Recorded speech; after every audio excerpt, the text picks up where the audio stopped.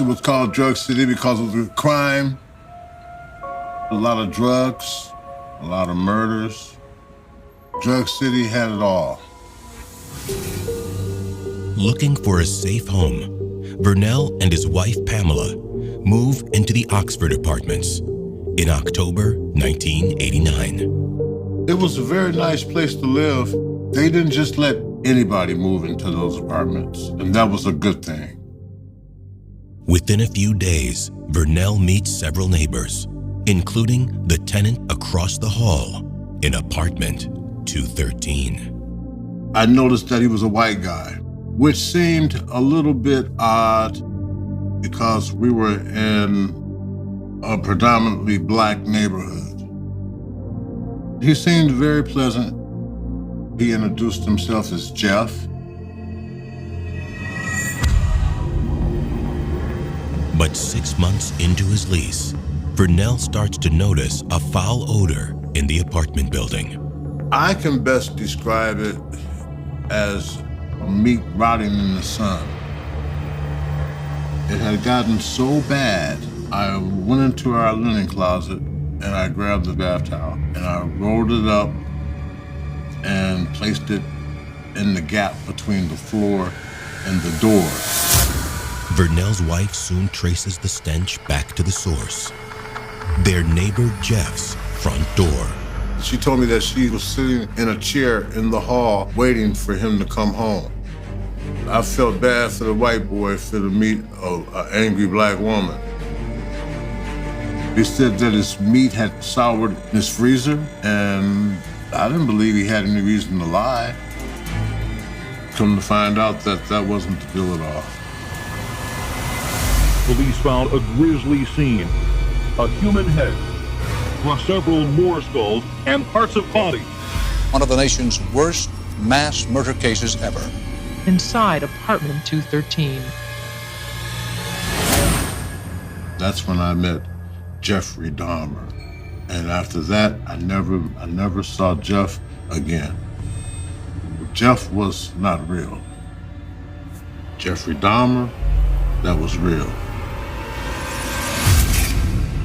Jeffrey Dahmer's apartment was a series of nightmares. If you opened the door to his bedroom, you would see a dead body decomposing next to the bed. You go into the refrigerator, you open it up, human meat all inside of the refrigerator. You have a severed human skull inside of the freezer and a pot filled with severed penises on the stove. He was actively consuming human flesh. I remember when he got arrested, I was around 10 years old. April 23rd, 1988, he finds it in a stranded motorist, Ronald Flowers. His car wouldn't start. So Jeffrey Dahmer wanted to help him get his car started. So he invited Ronald Flowers back to his grandma's house for some coffee. And what do we know about coffee with Jeffrey Dahmer? It does the opposite of Jeffrey Dahmer's house. It puts you to sleep, right? So he laced it with Halcyon, gave it to him. But just as his victim's passing out, Dahmer receives an unexpected visitor. He hears, "Jeffrey, is that you?" His grandmother was still home, and his grandmother was asking what the noise was all about. His grandmother had been home the entire time. That ended it. He couldn't go ahead to risk the grandmother would ask what happened to that young man, so he didn't kill that guy. Dahmer waits for Flowers to lose consciousness, then drops his would-be victim off at the county hospital. In the hospital, Ronald Flowers told the police what happened.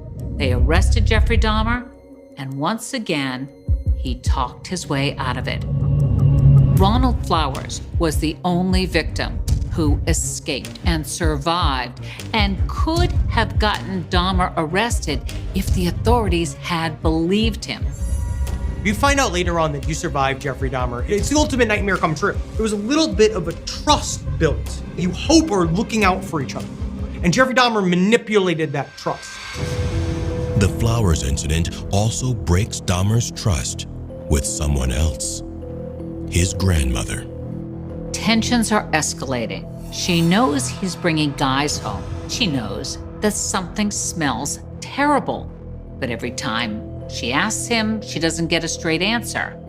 And on top of that, worst of all, he won't go to church. He realized that if he was going to keep going the way that he was, he needed to do it in the privacy of his own home. So he ended up moving into his own apartment, living by himself. Mr. Dahmer's moving out of his grandmother's house and into a place of his own was certainly a setup that was going to enable him to spiral out of control. To a place of his own was certainly a setup that was going to enable him to spiral out of control.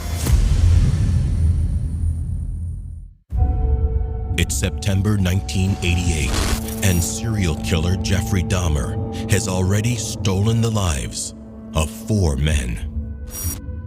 Though he has not eaten any victims yet, when he leaves the confines of his grandmother's home for his own apartment in downtown Milwaukee, he takes his bloodlust to a new level. Every decision that he made, whether conscious or subconscious, was to at one point give himself the opportunity to fulfill his darkest sexual fantasies.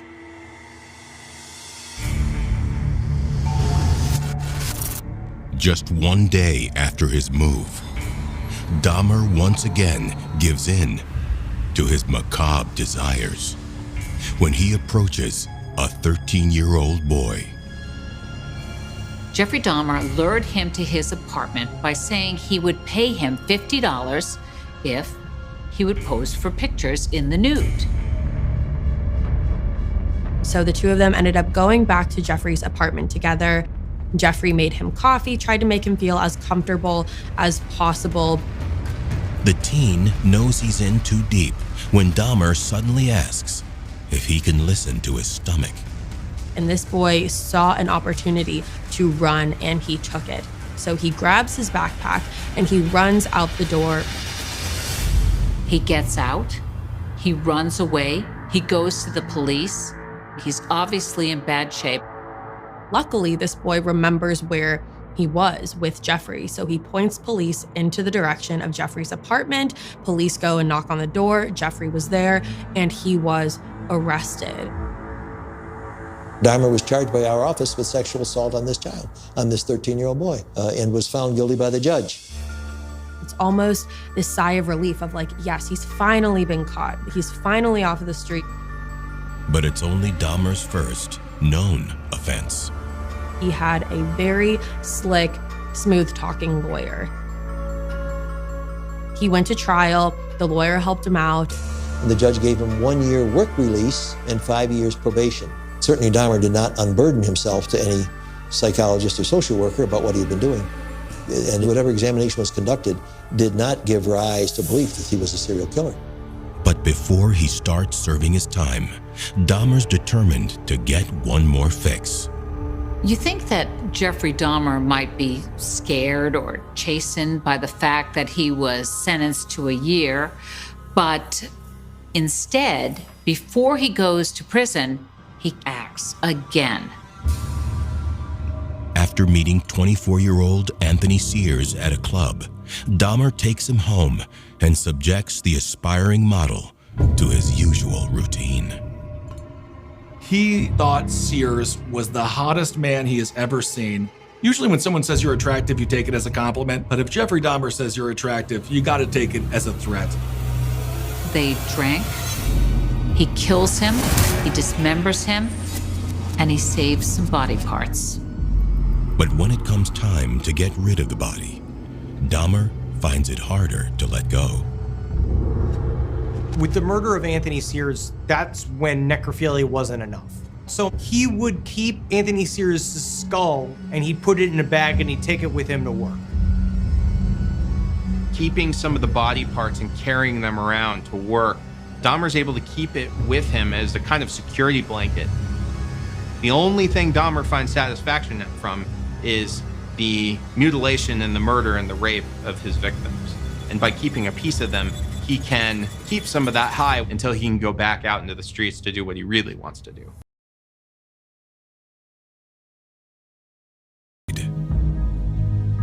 Jeffrey Dahmer was obsessed with this jogger. Every day he's been watching this jogger go by. He had frequently had the fantasy of maybe he could get this jogger to come in and be sexual with him.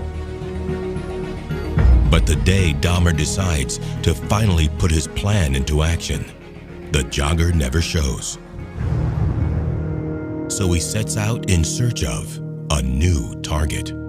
His desire to have people stay with him, it was just so tangible. He didn't care about who they were as a person. He just cared about their physical form. He was left to his own devices. He was drinking heavily, and he saw a young man that was essentially an opening to make his fantasies real. Stephen Hicks was 19 years old, hitchhiking as many kids did. Jeffrey Dahmer picked up Stephen Hicks and said that he would offer him a ride, but he offered to go back to Jeffrey's house first to have some drinks, and Stephen accepted it. Dahmer brought him home. They start to drink. He makes a move on Stephen Hicks, and Stephen Hicks tells him that he isn't gay.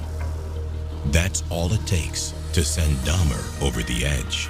For Jeffrey Dahmer, with his particular temperament and makeup, he's trying to fill with sex and trying to make intimate connections. But mostly it's about power and control. He grabbed a barbell and he beat him to death in what he called a moment of passion. High school senior Jeffrey Dahmer has just crossed the Rubicon, graduating to stone cold killer. As Mr. Hicks lied dying, Jeffrey Dahmer, strangely enough, wasn't satisfied. He saw the dead body after Hicks had bled out, and he became aroused. And he masturbated on the victim.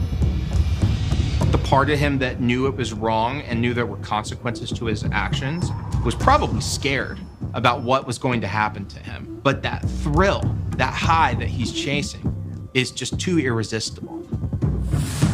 Once he realized how aroused he was at the sight of a lifeless corpse, there was no turning back.